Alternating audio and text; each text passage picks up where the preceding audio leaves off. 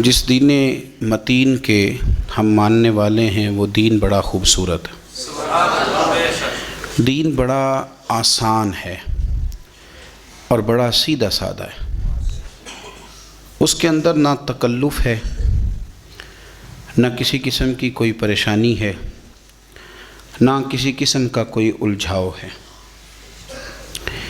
دین کی تشریحات کرنے والے بعض لوگ اس کی تشریحات اتنی مشکل کرتے ہیں، اور دین پر عمل کرنے والے لوگ بعض اوقات اتنے مشکل احکام کی طرف توجہ کرتے ہیں کہ جو نیا آنے والا آدمی ہے وہ پریشان ہو جاتا ہے۔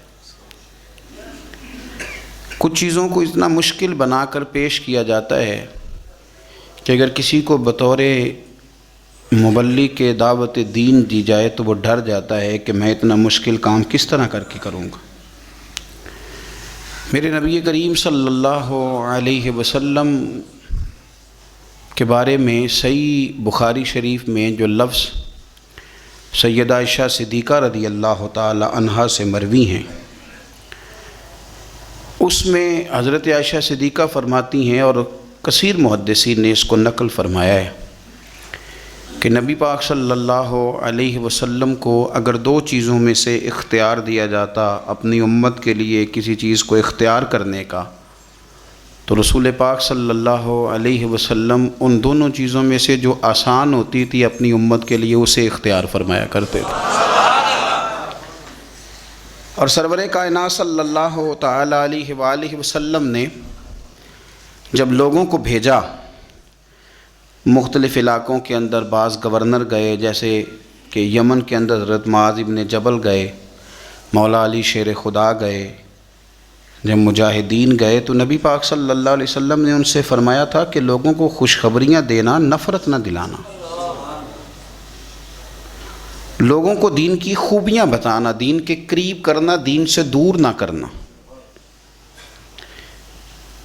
اللہ تبارک و تعالیٰ نے قرآن مجید کے اندر بہت ساری چیزیں بیان کی ہیں، ہر چیز پر مر مٹنے کو دل کرتا ہے، لیکن ذرا اس آیت کا بھی ذائقہ لیجئے گا جو میں نے سورہ بقرہ کی آیت نمبر 185 کا ایک حصہ تلاوت کیا، اس کا بھی ذرا ذائقہ لیجئے گا کہ حکم دینے والا رب کیا فرماتا ہے، دین بھیجنے والا مالک کیا فرماتا ہے۔ اس آیہ مبارکہ کا جو حسن ہے وہ میرا خیال ہے کہ اگر ہم اس کو سمجھ لیں تو شاید کئی راتیں ہمارے کلیجے کو یہ آیت ٹھنڈا رکھے، اور ایک بار پڑھنے کے بعد ہو سکتا ہے کہ درجنوں دنوں تک اس کا ذوق ہمارے دل میں سلامت رہے۔ انداز دیکھیے گا، فرمایا یرید اللہ بکم الیسر، فرمایا تمہارا رب تمہارے اوپر آسانی کرنا چاہتا ہے۔ ختم ہو گئی بات، تمہارا رب تمہارے اوپر آسانی کرنا چاہتا ہے۔ ولا یرید بکم العسر، تمہارا رب تم پر مشکل نہیں کرنا چاہتا۔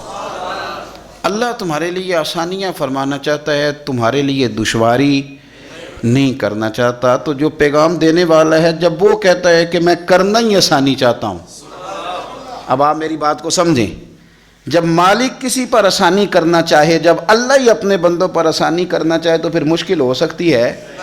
فرمایا میں چاہتا ہوں تم پر آسانی کرنا، تم پر مشکل کرنا نہیں چاہتا۔ دین بڑا آسان ہے، دین بڑا واضح ہے، دین بڑا خوبصورت اور کھلا ہوا ہے اور سیدھا ہے۔ کیونکہ آج شوق ہے لوگوں کو، میں ایک بات کی سالوں سے نشاندہی کر رہا ہوں کہ بحث بہت زیادہ ہونے لگی ہے، اس پر بھی 20 مقالے ہوں گے، اس پر بھی 9 گھنٹے کی تقریر ہوگی، فلانی بات پر بھی آپ ضرور کریں، علمی باتیں بیان ضرور کریں، پر یہ انداز اختیار نہ کریں کہ کسی کو محسوس ہو کہ یہ چیز الجھی ہوئی ہے، سلجھنے میں وقت لگے گا۔ دین بڑا آسان ہے، رسول پاک علیہ السلام نے سارا سلجھا ہوا دین ہمیں عطا فرمایا، اس میں کوئی تشدد نہیں، کوئی جبر نہیں، کسی جگہ کسی شخص کے لیے آزمائش نہیں، بالکل آپ کی طبیعت کے فطرت کے مطابق دین چلتا ہے۔ یہ الگ بات ہے کہ ہم نے فطرتیں ہی اپنی بدلنی شروع کر دی ہیں، مزاج ہی بدلنے شروع کر دی ہیں، ذوق ہی بدلنے شروع کر دی ہیں، ورنہ جو انسان کا اس کی فطرت کا اصل ذائقہ ہے، دین اس ذائقے سے بات کرتا ہے، اس ذائقے کے ساتھ۔ اور آسان دین رسول کریم صلی اللہ علیہ وسلم نے ہمیں دیا، دین آسان ہے، بس آپ سمجھ لیں اس بات، یہ مشکل نہیں ہے۔ حضور صلی اللہ علیہ وسلم نے ہمیں آسان دین دیا۔ پرانی امتوں کے اندر جو دین کے معاملات تھے وہ بڑے مشکل تھے۔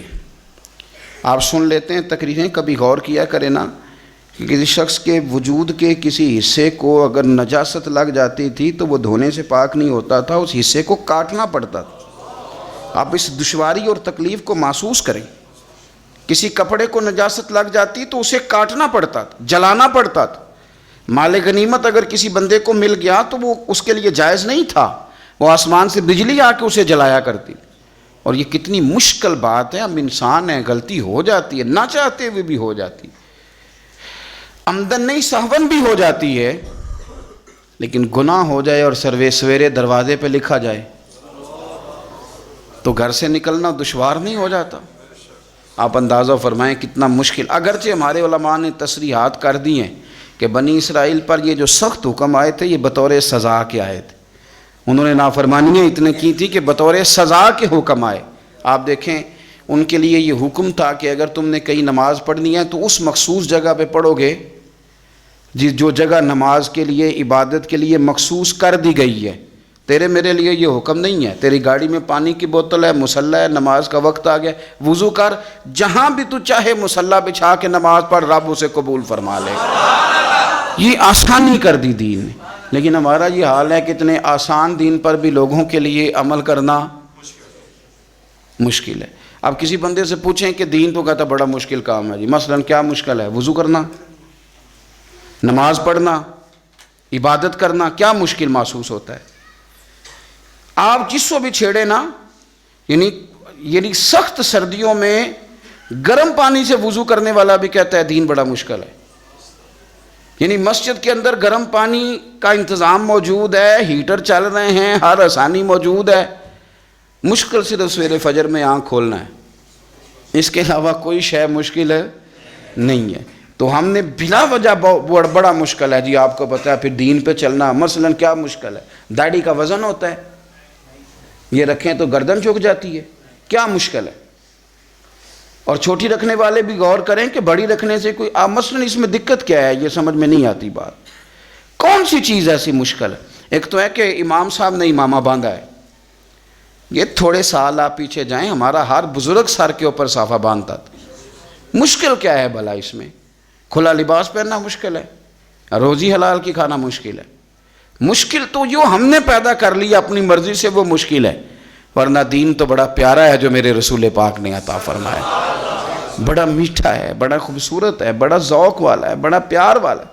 ہم مشکلات پر، امام صاحب کی شکایت آ گئی ہے جی ہم نے مسجد میں نہیں رکھنا، کس وجہ سے جی؟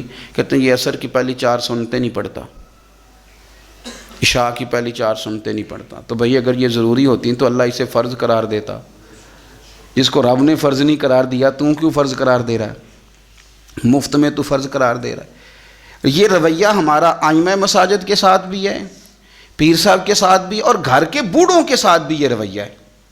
یہ بندہ بوڑھا ہے، اب بالکل یہ روٹی نہ مانگے، نیا کپڑا نہ مانگے، گھر کے کونے میں رہے، یہ کوئی ایسی بات نہ، کیونکہ یہ غلطی ہے اس کی کہ بوڑھا ہو گیا ہے۔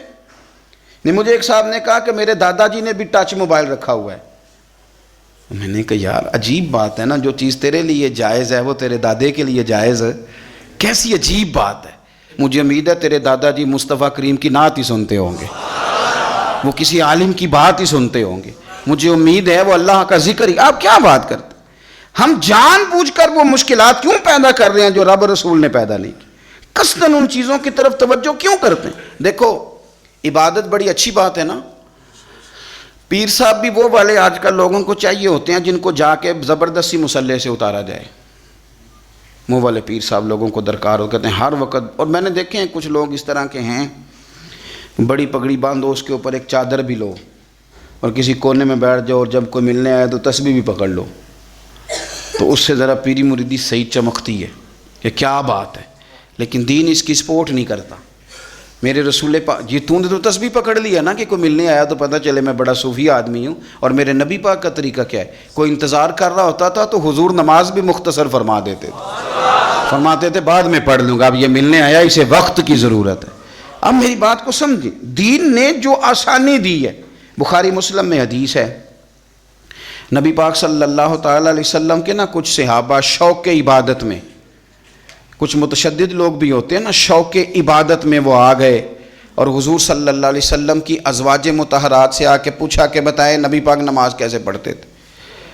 اب وہ اس شوق میں آئے تھے کہ ہمیں پتہ چلے گا کہ حضور ساری رات مصلی پہ رہتے ہیں، اگرچہ بعض احادیث میں یہ ملتا ہے لیکن وہ کبھی کبھار ہوتا تھا۔ ان کا خیال تھا کہ ہمیں ملنا چاہیے، حضور ساری رات نماز پڑھتے تھے تو ہم بھی ساری رات پڑھیں۔ ایک ذہن بنا لیا جاتا ہے نا، اور بعض لوگ سمجھتے ہیں کہ میں نے تھوڑا سا نا 2 قدم بڑھ کے زیادہ نیک بننا ہے۔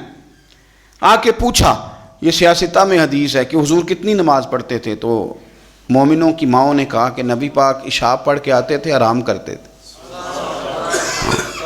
تہجد کے وقت اٹھ کے نفل پڑھتے تھے۔ اب بھی یہ بات سننے کے بعد بھی انہوں نے مشورہ اور کرنا شروع کر دیا۔ پہلے گئے کہ معلومات کرتے ہیں، جس طرح حضور نماز پڑھتے تھے ہم بھی اسی طرح پڑھیں گے۔ اب جب جواب ان کی مرضی کا نہ آیا، اب انہوں نے کیا کہا، کہنے لگے جناب حضور کے صدقے تو اللہ نے اگلے پچھلوں کے گناہ معاف کر دیے، وہ تو پیغمبر ہیں، رسول ہے، معصوم ہے، ہم تو گناہ گار ہیں، حضور تو تھوڑی بھی پڑھیں تو ٹھیک ہے، ہمیں زیادہ پڑھنی چاہیے۔ ایک کہنے لگے میں ساری رات نفل پڑھوں گا، دوسرے کہنے لگے میں تو ہر روز روزہ رکھا کروں گا، تیسرے نے کہا کہ میں شادی نہیں کروں گا، اکیلا ہی رہوں گا، عبادت ریاضت میں رہوں گا۔ اللہ کے رسول صلی اللہ علیہ وسلم نے بات سن لی، اور حضور نے بات سن کے بڑے ٹھنڈے اور بڑے میٹھے انداز میں فرمایا، میں تم سب سے زیادہ رب کو جانتا ہوں اور میں تم سب سے بڑھ کر اپنے رب سے ڈرتا ہوں۔ فرمایا میں عبادت بھی کرتا ہوں، آرام بھی کرتا ہوں، میں نکاح بھی کرتا ہوں اور عبادت بھی کرتا ہوں، میں اللہ کی بارگاہ میں بھی حاضر ہوتا ہوں اور حقوق العباد بھی ادا کرتا ہوں۔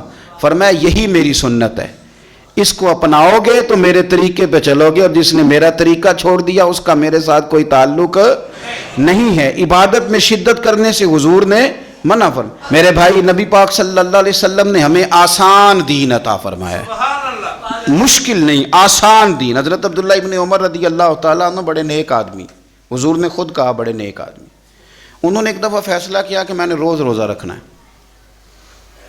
ہر روز روزہ۔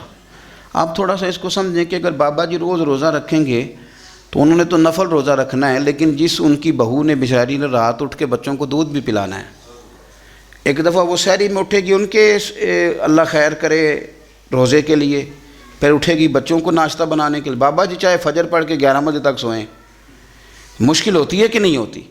تو حضرت عبداللہ ابن عمر رضی اللہ تعالیٰ عنہ نے ارادہ کیا روز روزہ رکھوں گا، اور وہ رکھنے لگے۔ یعنی روزہ رکھنے کی بھی کوئی شکایت ہوتی ہے، لیکن ان کے گھر والوں نے شکایت بھیجی کہ حضور روز روزہ رکھتا ہے۔ حضور نے بلایا اور میرے نبی پاک صلی اللہ تعالیٰ علیہ وسلم فرمانے لگے تمہیں پتہ ہے ایک نیکی پر اللہ 10 کا اجر دیتا ہے؟ یا رسول اللہ دیتا ہے۔ فرمایا تم مہینے میں نہ 3 روزے رکھا کر، ایک روزے پر اللہ 10 روزوں کا ثواب دے گا، تو 3 رکھنا پورے مہینے کا ثواب مل جائے۔ حضور صلی اللہ تعالیٰ علیہ وسلم نے فرمایا کہ 3 روزے رکھ لیا کر، اللہ 30 کا ثواب دے گا۔ حضرت عبداللہ ابن عمر بعد میں پچھتایا کرتے تھے، فرماتے تھے مجھے اس پر اکتفا کرنا چاہیے تھا، لیکن میں نے عرض کیا اور ادب سے عرض کیا، میں نے کہا یا رسول اللہ میں اس سے زیادہ بھی طاقت رکھتا ہوں۔ تو نبی پاک نے فرمایا چل ٹھیک ہے 2 دن چھوڑ کے 1 دن روزہ رکھ لیا کر۔ میں نے عرض کی یا رسول اللہ صلی اللہ علیہ وسلم میں اس سے زیادہ بھی طاقت رکھتا ہوں۔ تو رسول کریم صلی اللہ علیہ وسلم نے فرمایا پھر حضرت داؤد علیہ السلام کے طریقے پہ عمل کر، 1 دن روزہ رکھ لے، 1 دن افطار کر لے۔ کہتے میں نے کچھ اور بھی عرض کیا تو حضور نے فرمایا بس کر، میں نے تمہیں وہ چیز بتائی ہے جو تمہارے لیے بڑی خیر والی ہے، اب اس سے آگے بڑھنے کی ضرورت ہے۔ یعنی روز روزہ دیکھیں نا، روزہ رکھنے کی بھی کوئی شکایت ہے، لیکن یہ دین اتنا مشکل نہیں جتنا ہم اس کے لیے مشکلات پیدا کر لیتے ہیں۔ حضرت زینب رضی اللہ تعالیٰ عنہ نے مسجد نبوی کے 2 ستونوں کے درمیان رسی بندھوا دی تھی کہ جب تھک جاؤں گی نا میرے سے کھڑا نہیں ہوا جائے گا، تو میں رسی کے ساتھ لٹک جاؤں گی، پر میں نے نفل زیادہ پڑھنے۔ حضور کی اہلیہ محترمہ نے کہ میں یہاں لٹک جاؤں گی پر میں نفل زیادہ پڑھنے۔ اب بظاہر تو بڑا پیارا کام لگتا ہے نا، کہتے ہیں فلانے صاحب میں مصلی پہ ہی رہتے ہیں، میں نے نفل زیادہ پڑھنے۔ تو نبی پاک صلی اللہ علیہ وسلم نے فرمایا رسی کھول دو، جتنے تمہیں جاگتے جاگتے پڑھے جائیں نا اتنے پڑھ لیا کرو، باقی وقت آرام کیا کرو۔ یہ دین اس طرح آپ اس کے تقاضوں دیکھیں، ہم نے نا اتنا مشکل کر دیا اور اتنا مشکل کر دیا، ہم نے بزرگوں کی باتیں آپ کو بتائی ہیں کہ وہ 40 سال عشاء کے وضو سے فجر پڑھتے تھے، پر وہ مستحب عمل ہے، وہ فرض نہیں ہے، وہ واجب نہیں ہے۔ اس کا یہ معنی نہیں ہے کہ اب آپ کہیں کہ یہ چونکہ ساری رات پڑھنے پڑتے ہیں، 40 سال پڑھنے۔ مجھے ایک صاحب کہنے لگے میں نے سنا ہے کہ تہجد شروع کر لو تو پھر ہمیشہ پڑھنی پڑتی ہے۔ ہم نے ذہن بنا لیا ہے کہ یہ بات اگر یہ ہو گئی تو پھر خرابی ہو جائے، اس طرح نہیں ہے۔ آپ دین کے مزاج کو سمجھیں، یعنی عمرہ کر لیا تو اب حج فرض ہو گیا ہے، تو جس بندے کے پاس قرضہ اتارنے کو پیسے نہیں اس پر حج کیسے فرض ہو گیا؟ عمرہ ہے، حج ہے۔ جان بوجھ کر اگر آپ مشکلات پیدا کریں گے تو آپ دشواری میں آ جائیں گے۔ دیکھو، نماز بھی پڑھیں تو کچھ دیر پڑھیں، کچھ دیر آرام کریں، اور روزہ بھی رکھیں تو ایک دن رکھیں اور ایک دن آرام کریں۔ پھر میرے رسول پاک صلی اللہ علیہ وسلم نے آئمہ مساجد کو حکم دیا، فرمایا جب لوگوں کو نماز پڑھاؤ تو مختصر پڑھاؤ، اور جب تم نے خود پڑھنی ہو تو جتنی مرضی لمبی پڑھو۔ خود پڑھنی ہو تو حضرت معاذ بن جبل رضی اللہ تعالیٰ عنہ حضور سید عالم صلی اللہ علیہ وسلم کے ساتھ وہ کھڑے ہوئے نفل کی نماز میں، تو دیکھا کہ سرکار نے پہلی رکعت کے اندر سورہ بقرہ کی تلاوت کی۔ اب وہ ایک مسجد کے امام تھے، وہاں جا کے انہوں نے بھی پہلی رکعت میں سورۃ بقرہ پڑھنی شروع کر دی، یعنی 2.25 سپارے، وہ بھی ایک رکعت میں۔ ایک آدمی مزدور آدمی تھا پیچھے، وہ بیچارہ تھک گیا، اور جب کچھ دیر تو وہ کھڑا رہا پھر وہ تھک گیا، اس نے نماز توڑی، ایک کونے میں جا کے اپنی نماز پڑھی، بیٹھ گیا۔ اب جب نماز مکمل ہوئی تو ہر آدمی اسے برا بھلا کہنے لگا، تجھ سے قرآن نہیں سنا جاتا۔ بہت سارے لوگ ہیں نا جی بلا وجہ کا جبر کرتے ہیں، جان بوجھ کے مستحبات پہ زور دیتے ہیں۔ میں نے ایک ایسے صاحب کو بھی دیکھا جو کہنے لگے جی فلانا عالم بعمل ہی نہیں، وجہ کیا اس کی؟ کہتے ہیں امامہ نہیں باندھتا۔ کیا بات کرتے ہیں آپ نے سارے عمل کا نام پگڑی باندھنا رکھ دیا ہے۔ اس طرح کا کام نہ کریں آپ۔ اگر وہ بندہ متقی پرہیزگار ہے، وہ اللہ کے حرام کردہ چیزوں سے بچتا ہے، رب سے ڈرتا ہے، تو ایک امامے کے تو معاملات اور طرح کے بھی ہو سکتے ہیں۔ مجھے الرجی ہو گئی ہے بڑے عرصے سے، میں دیر تک امامہ نہیں باندھ سکتا، میرے لیے مشکل ہے۔ تو اب یہ کہ آپ کوئی فتویٰ دیں گے کسی شخص پر، اب اپنی مرضی کا تو نہ مذہب بنائیں۔ مذہب اسلام آسان ہے، دین اسلام نے سر پہ امامہ باندھنا فرض قرار نہیں دیا، اس کو سنت رکھا۔ تو جب دین نے سنت رکھا ہے تو صاحب آپ کیوں اسے فرض کہہ رہے ہیں؟ نبی پاک صلی اللہ تعالیٰ علیہ وآلہ وسلم کے صحابی حضرت معاذ ابن جبل کے پیچھے وہ نماز پڑھنے والے بندے نے کیا کیا؟ اس نے نماز توڑ دیا، اپنی پڑھ لی، لوگ برا بھلا کہنے لگے۔ اب وہ شخص اکیلا تھا، پریشان ہو گیا، اب اس کے اندر تو کچھ اور تھا نہیں، تھکا ہوا تھا۔ اس نے کہا یار تم نے مجھے بہت تکلیف دی، میں اب حضور کی بارگاہ میں جاؤں گا۔ جا کے عرض کی یا رسول اللہ صلی اللہ علیہ وسلم، میں اونٹ چرانے والا آدمی ہوں، میں تھک جاتا ہوں، تکلیف میں ہوں۔ معاذ ابن جبل ہمیں نماز پڑھاتے ہیں، اور بڑے پیارے صحابی حضرت معاذ ابن جبل، لیکن فرماتے ہیں حضور اتنی لمبی نماز پڑھائی کہ میں تھک گیا، اور پھر میں نے اپنی نماز پڑھی، اور نماز پڑھ کے حضور میں بیٹھ گیا، لوگ مجھے برا بھلا کہہ رہے ہیں۔ حضرت ابو مسعود انصاری رضی اللہ تعالیٰ عنہ فرماتے ہیں میں بھی اس جماعت میں شریک تھا، میں نے حضور کو اتنے غصے میں کبھی نہیں دیکھا۔ فرمایا بلاؤ نا معاذ ابن جبل کو۔ حضرت معاذ ابن جبل آئے تو حضور فرمان، یہ لفظ ہیں حدیث کے، حضور فرمانے لگے کس نے اجازت دی اتنی لمبی نماز پڑھانے کی؟ کس نے تمہیں اجازت دی؟ فرمایا میں لوگوں کو دین کے قریب کرتا ہوں، تو دور کرتا ہے۔ فرمایا زیادہ سے زیادہ تو نے پڑھنی ہو تو سورہ شمس پڑھ لیا کر، سورۃ الدعا پڑھ لیا کر، تو نے سورۃ بقرہ ہی شروع کر دی ہے۔ کس نے تجھے کہا کہ تو لوگوں کو دین سے دور کرے؟ رسول کائنات صلی اللہ تعالی علیہ وسلم نے ایک تو کہا کہ تم نماز بھی پڑھاؤ گے تو معتدل پڑھاؤ، درمیانی۔ کیا حسین لفظ ہیں، اس حدیث پر وجد آتا ہے یار نماز اللہ کی، اس میں کسی اور کا خیال آ سکتا ہے؟ پر پڑھو نا حدیث، مزہ آ جاتا ہے۔ حضور فرماتے ہیں میرا دل کرتا ہے میں نماز لمبی پڑھاؤں، پھر پیچھے سے کوئی بچہ رو پڑتا ہے تو میرا دل کرتا ہے اس کی ماں پریشان ہوگی، میں نماز مختصر کر دیتا ہوں۔ حضور نماز اللہ کی، خیال بندوں کا۔ تو رسول پاک صلی اللہ علیہ وسلم نماز مختصر پڑھتے ہیں لوگوں کو تکلیف نہ ہو، لیکن یہاں کچھ لوگ ضرورت سے زیادہ، وہ جی ہمارے شیخ تو ساری رات نفل پڑھتے ہیں، تو بھائی پڑھتے ہوں گے آپ کے شیخ، کس نے منع کیا؟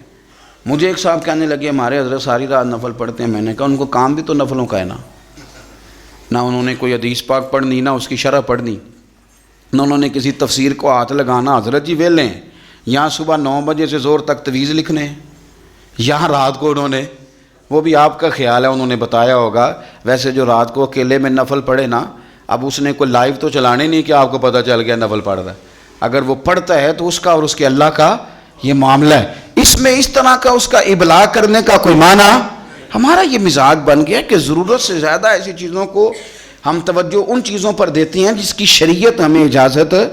نبی پاک صلی اللہ تعالیٰ علیہ وآلہ وسلم نے کیا فرمایا؟ حضور نے فرمایا دسترخوان پہ کھانا چنا ہو اور تمہیں بھوک لگی ہو، یعنی یہ مسئلہ روٹی کا ہے۔ وہ پنجابی میں کہتے ہیں کہ جے پیٹ نہ پئیاں روٹیاں تو پھر ساریاں گلاں جھوٹیاں، بھائی کھانا ہی نہیں آپ نے کھلایا۔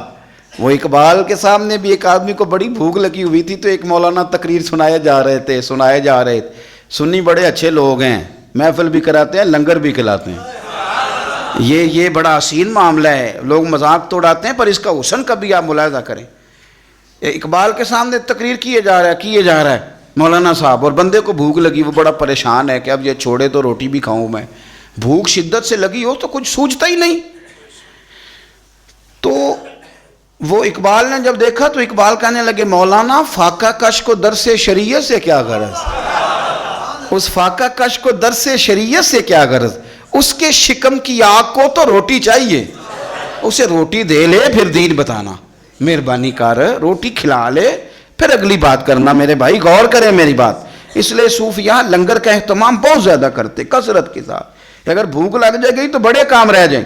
سیاستہ کی روایت عرض کر رہا ہوں، حضور فرماتے ہیں روٹی لگی ہے، ادھر عشاء کی جماعت کھڑی ہو گئی، شارحین نے لکھا ہے شرط یہ ہے کہ بھوک شدید لگی ہو، شدید بھوک ہو، ہلکی بھوک پر یہ حکم نہیں، شدید بھوک لگی ہو، کھانا لگ گیا، ادھر جماعت تیار ہو گئی تو مدینے والے رسول فرماتے ہیں تو پہلے روٹی کھا لے پھر نماز میں شامل ہو جائے۔ اتنا سوکھا دین، اتنا آسان دین، اتنا مزیدار دین، اور یار اس سے تو پیارا دین کہاں سے لائے گا جو تیری بھوک کا بھی خیال رکھتا ہے، جو تیری بھوک تک کا خیال رکھتا ہے، تیری بھوک تک کا کہ اس نے روٹی کھانی ہے پھر تجھے اگلی بات بتا۔ اتنا پیارا دین بھی کہیں سے ملے گا؟ میرے رسول کریم صلی اللہ علیہ وسلم نے درجہ بدرجہ ہمیں، یہ نماز تراویح کا معاملہ ہے نا جی، تو حضور نے ایک دن نماز تراویح پڑھائی تو بہت سارے لوگ آ گئے، اگلے دن دوسرے دن تراویح کے لیے حضور باہر آئے، جماعت کرائی تو اور زیادہ لوگ آ گئے، تیسرے دن جماعت کرائی تو چوتھے دن مسجد بھر گئی، حضور باہر ہی نہیں آئے جماعت کرانے کے لیے، لوگ انتظار کرتے رہے، حضور نہیں آئے۔ اگلے دن حضور فجر میں تشریف لائے تو فرمایا مجھے پتا تھا تم میرا انتظار کر اور تم بہت سارے آئے ہو، مجھے پتا تھا، بے خبر ہو جو غلاموں سے وہ آقا کیا ہے، مجھے پتا تھا تم آئے ہو۔ فرمایا میں آیا اس لیے نہیں کہ کہیں یہ 20 رکھتے تم پر فرض نہ کر دی جائیں، تم مشکل میں آ جاؤ گے، مشکل ہو جائے گی تمہارے لیے۔ اب تراویح سنت ہے، یعنی کسی وجہ سے رہ بھی جائے تو وہ والا جرمانہ نہیں جو فرض رہنے کا جرمانہ ہے، تو اگر وہ فرض ہو جاتی، میرے رسول پاک علیہ السلام نے ہمیں باتیں، یہ عدم تشدد، آپ یقین کریں کچھ لوگ نا ادب سکھا رہے ہوتے ہیں تو لگتا ہے یہ گولی بھی مار دیں گے ساتھ، اوے تجھے پتہ نہیں کہاں کھڑا ہے تو، او بھائی ٹھہر جا یار، تو کیا بندوق کے زور پہ بات کرے گا؟ یہ میرے ساتھ تو خیر لوگوں کا پیار بڑا زیادہ ہے، پھر بھی کچھ لوگ ٹائم لینے آتے ہیں تو حکم کرتے ہیں، کہتے ہیں جی کوئی ٹائم دے دے، محفل یہ تسا نا ٹائم تھا محفل ہی نہیں کرانی۔ اور میں نے کہا میں جب پیدا نہیں ہوا تھا تب محفلیں نہیں ہوتی تھی، مرنے کے بعد نہیں ہوں گی۔ آپ گن پوائنٹ پہ کیوں اس طرح کی باتیں کرتے؟ گن پوائنٹ پہ ایسی بلیک میلنگ کہ بندہ مجبور ہو جائے۔ سرور کائنات صلی اللہ علیہ وسلم نے عدم تشدد کی بات کی۔ یہ حدیث بخاری میں موجود ہے، لیکن اس کا پہلا حصہ ابو داؤد شریف میں۔ ایک بدو آدمی دیہاتی مسجد میں آیا، کیونکہ عرب میں مسجدیں تھی ہی نہیں، اب تو اللہ کے فضل سے ہر آدمی کو مسجد کے آداب کا پتہ ہے۔ عرب شریف میں مسجدیں کوئی نہیں تھی، نئی بنی ہیں، لوگوں کو آداب بھی نہیں آتے۔ وہ پہلے تو آیا تو ایک کونے میں 2 نفل پڑھے، اور نفل پڑھنے کے بعد دعا بڑی انوکھی مانگی، کہنے لگا اے اللہ ایک میرے اوپر رحم فرما اور ایک اپنے نبی پاک صلی اللہ علیہ وسلم پہ رحم فرما، اور کسی پہ نہ کرنا معاذل۔ تو حضور مسکرائے، حضور فرمانے لگے رب کی اتنی وسیع رحمت تھی اور تو نے محدود کر دیا اسے، بس 2 پہ رحم فرما اور نہ کسی پہ فرما۔ اگرچہ شارحین کہتے ہیں یہ بھی اس کا پیار تھا کہ یا اللہ میرے اور نبی پاک کے بیچ کسی اور کو شامل نہ کرنا. یہ بھی پیار تھا. لیکن حضور نے فرمایا اللہ کی رحمت وسیع، ایسے محدود نہ کر. ایک کونے میں نماز پڑھی، دوسرے کونے میں جا کے پیشاب کرنے لگ گیا. صحابہ دوڑے کہ اسے پکڑتے ہیں اور مارتے ہیں، اس کی تھوڑی مرمت کر. کو پتہ نہیں مسجد ہے. نبی پاک صلی اللہ علیہ وسلم نے فرمایا ٹھہر جاؤ، اسے پیشاب کر لینے دو. آپ کو بتاؤں اس حدیث پر بڑی بڑی یونیورسٹیوں میں ریسرچ ہوئی.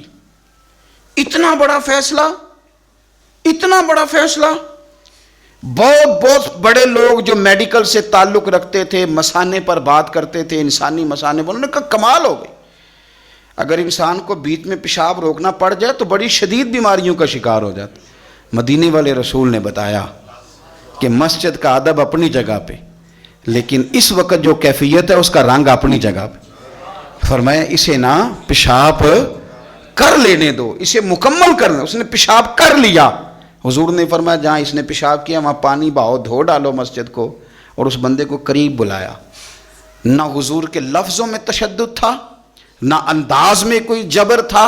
حضور نے اس کو تھپکی دی اور فرمایا تو نے نماز جو پڑھی تھی تو پیشاب کیسے کر لیا؟ مسجد نماز کے لیے ہیں، پخانے اور پیشاب کے لیے نہیں ہیں. میری بات کو آپ سمجھیں. یعنی کتنا یہ کبھی فعل ہے بظاہر کتنی غلط بات ہے کہ مسجد میں پیشاب کر دینا. کو کسی کا بچہ بھی کر دے تو شاید ہم گریبان پکڑ لیں کہ بچے کو تو کون لے آیا ہے. لیکن ایک جیگتے جاتے سمجھدار آدمی نے پیشاب کیا. یہاں تو ہو سکتا ہے کمیٹی کا صدر جو ہے وہ بند کر دے مسجد میں آنا کہ تو نے نہیں آج کے بعد آنا، تجھے پتہ کو نہیں مسجد آنے جانے کا. بھائی جو ٹھنڈا اور میٹھا دین میرے رسول پاک نے عطا فرمایا، اس کی قدر کرو، اس کو سمجھو، اس کی خوبصورتی پر غور کرو. ایک حدیث پڑھنے لگا ہوں میں سیاستہ سے. ہم پر اعتراض کرتے ہیں کافر مشرک، کہتے ہیں اسلام کی سزائیں بڑی سخت ہیں، چور کے ہاتھ ہی کاٹ دیتے ہیں. لیکن میں کہتا ہوں تم نے دین پڑھا نہیں نا، تم قریب نہیں نہ آئے. کاش تم کبھی آ کے اس کو سیکھتے، تمہیں پتہ چلتا ہے اس کا حسن کتنا پیارا ہے.